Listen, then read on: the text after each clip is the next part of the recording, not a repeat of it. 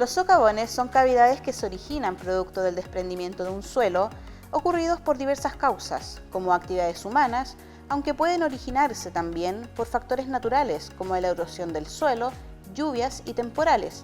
La comprensión de este fenómeno es esencial, ya que los efectos del cambio climático desafían a los expertos a hacer frente a los nuevos desafíos.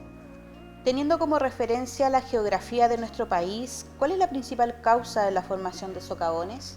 Bueno, tomando en cuenta que los socavones son desprendimientos de material, que son cavidades que se forman porque el suelo falla, esto depende de varios aspectos y el topográfico es uno de ellos. Entonces, más allá de la particularidad del país, es un fenómeno natural que depende de la geografía de cualquier sitio. Específicamente la pendiente que tienen los taludes o las montañas que estamos analizando y que pudieran ser potencialmente inestables, uno de los factores a considerar es la pendiente que tiene. ¿Qué consecuencias puede tener un socavón en las estructuras y cuáles son las más perjudicadas en este sentido? Bueno, cuando tenemos la formación de socavones se debe al arrastre de partículas principalmente por circulación de agua.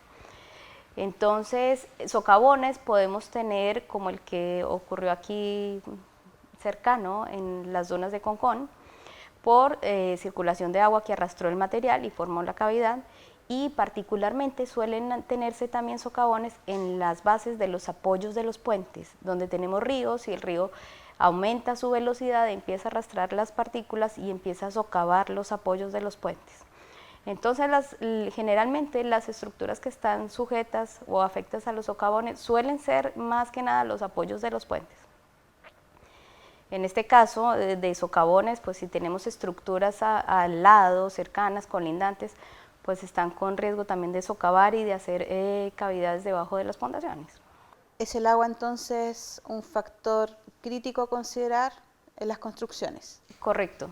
Nosotros en suelos necesitamos que las partículas siempre estén unidas, ¿sí? Y de esa unión depende mucho la resistencia y la capacidad con la que estamos trabajando. Entonces, si el agua llega y presenta una velocidad, una circulación, empieza a arrastrar las partículas y empieza a aflojarlas entre ellas. Entonces ahí entramos en posibilidad de inestabilidad y arrastre de partículas y por ende la falla y formas de socavones que tenemos.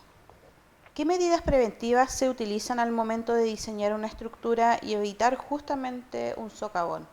Bueno, ahí tenemos medidas de compactación, se hacen muros de contención, depende del tipo de estructuras, pero principalmente aumentamos la compacidad del material y ponemos elementos de contención.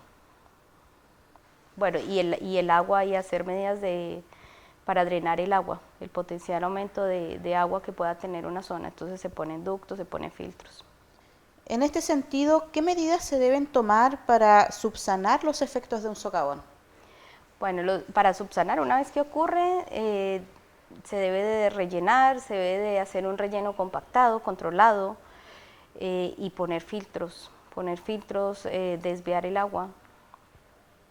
Esas serían las medidas a subsanar un socavón. ¿Qué nivel de profundidad puede alcanzar un socavón? Depende de las características del suelo, entre ellas la pendiente. La pendiente original que tenga es uno de los más relevantes. A mayor pendiente, pues mayor probabilidad o riesgo de un deslizamiento y formación de socavones podemos tener. Y el nivel de compacidad que tenga, de compactación. Entre más suelto, pues más fácil va a ser poderlo remover y que deslice, que es lo que ocurre también en los apoyos de los puentes, como te comentaba. Si el material está suelto, empieza a arrastrarse fácilmente y empieza a socavar. Entonces, si tiene un alto nivel de compacidad, va a ser más difícil para el agua poder arrastrar el material. ¿Los socavones son un evento relativamente nuevo o existen registros de estos hechos a lo largo de la historia? No, a lo largo de la historia es un fenómeno natural que viene surgiendo. Lo que pasa es que entre más ocurra cercano a las poblaciones y a las estructuras, pues más nos llaman la atención por la implicancia que tienen los daños que pueden llegar a generar. Pero es un fenómeno de erosión que puede surgir por el agua, puede surgir por el viento, incluso que va erosionando y va arrastrando el material. Entonces es algo que está implícito en la naturaleza y ha estado siempre. Tomando como referencia lo ocurrido con el edificio ubicado justamente en el campo dunar de Concón, ¿Es prudente considerar reconstruir y volver a habitar esas edificaciones? Allí habría que hacer análisis. El socavón, bueno, lo están rellenando, es lo que hay que rellenar, hay que ver elementos de contención, hay que ver el desvío del agua, que es lo que está causando allí que se esté erosionando el material. Y eso aunado a las características del edificio, qué tipo de fundación tiene, cuál es la profundidad de la fundación, cuáles son las características que tiene el suelo sobre el cual está apoyado, y eso hacerle un análisis que combine toda esa información para saber cuál es el riesgo, cómo modificó su factor de seguridad antes de los socavones y ahora.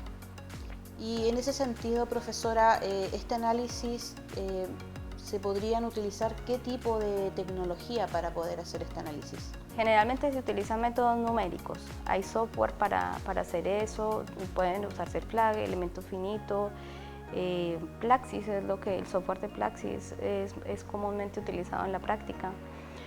Pero en términos generales, modelación numérica sirve para analizar fenómenos o problemas complejos como el que tenemos allí, donde se involucran varias variables.